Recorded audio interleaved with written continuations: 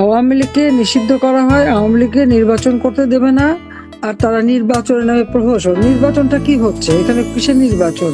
নির্বাচনের রেজাল্ট তো বোধহয় এখনই ঘোষণা হয়ে গেছে, 25 দিন আগেই শেষ। আমাদের উপর অপরাধ দিত যে দিনের ভোট রাতে, আর এরা দিনের ভোট রাত লাগে না, এরা নির্বাচন আগেই তাদের ভোট আর তাদের রেজাল্ট আউট। ভাব করার জন্য এখনই সব ক্ষমতায় চলে যাচ্ছে, এই হলো তাদের অবস্থা। অবৈধভাবে ক্ষমতা দখল করে মেটিকুলাস ডিজাইনের মাধ্যমে সেই কি মাস্টার মাইন্ড দ্বারা আন্দোলন সংগঠিত করা, এটা তো ডক্টর ইউনূস নিজের মুখেই বলেছে। আর সেখানে এই ক্ষমতা দখল করতে পেরে গর্বিত, লজ্জা হওয়া উচিত তার। একটা জনগণের নির্বাচিত প্রতিনিধিত্বশীল সরকারকে হটিয়ে সংবিধান লঙ্ঘন করে অবৈধভাবে ক্ষমতা দখল করে গর্বের কি আছে? এটা তো ডাকাতি করা। এতদিন ইলিগাল ছিল, আর ইলেকশনের নামে একটা প্রহসন করে জনগণের ভোটটা চুরি করে সেটা দিয়ে দেখাবে এখন তারা খুব লিগাল হয়ে গেছে। কিন্তু সাধারণ মানুষ সেখানে কি পাবে? আজকে যদি ভোট দিতে চায়, সেখান থেকে ভোট দেওয়ার পরে যে তাদেরকে মব সন্ত্রাস করে মেরে ফেলা হবে না বা নির্যাতন করা হবে না, তার কোনো গ্যারান্টি আছে? এরা তো সবই পারে, যত্র তত্র যেখানে সেখানে আগুন দিয়ে জ্বালানো, পোড়ানো, বোমে হামলা, এটাই তো তাদের চরিত্র। আওয়ামী লীগ মুক্তিযোদ্ধাদের নির্বিচারে হত্যা করা হচ্ছে, আহত করা হচ্ছে, ঘর বাড়ি, ব্যবসা প্রতিষ্ঠান, হাঁস মুরগি গরু মাছের খামার সবই লুটপাট, সবই ধ্বংস করে দিচ্ছে। প্রতি পদে পদে মানবাধিকার লঙ্ঘন করে যাচ্ছে। এই অবস্থা তো একটা দেশ চলতে পারে না। আমাদের অপরাধটা কি? দেশ স্বাধীন করা?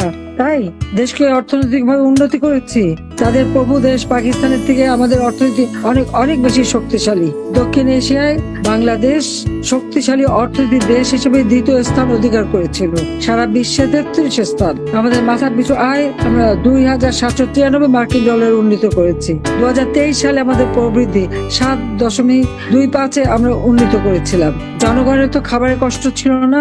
ভূমিহীন গৃহহীন 8 লক্ষ পরিবারকে আমি বিনামূল্যে আধা পাকা ঘর, 2 কামরা, বসার জায়গা, স্যানিটারি ল্যাট্রিন, বিদ্যুৎ, পানি সবকিছু দিয়ে তাদেরকে বিনা সুদে ঋণ দিয়ে নিজেদের জীবন জীবিকা গড়ে তোলার ব্যবস্থা করেছি। এখন প্রত্যেকটা গ্রামকে শহরে উন্নীত করা, গ্রামের পরিবারকে আমার বাড়ি আমার খামার, পল্লী সঞ্চয় ব্যাংক করা, তাদেরকে ঋণ দিয়ে তারা যেন নিজেরা নিজে পায়ে দাঁড়াতে পারে, উৎপাদন করতে পারে।